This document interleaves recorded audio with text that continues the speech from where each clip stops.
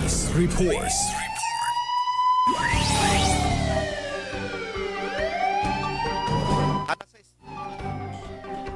Alas 6:28 oras po natin po sa patuloy po ng ating balitaan sa ating police report. Nasawi po ang isang motorista matapos po mahagip po ng kasalubong na tricycle habang tinatakbo ang kahabaan po ng barangay Anambongan, Basista, Pangasinan.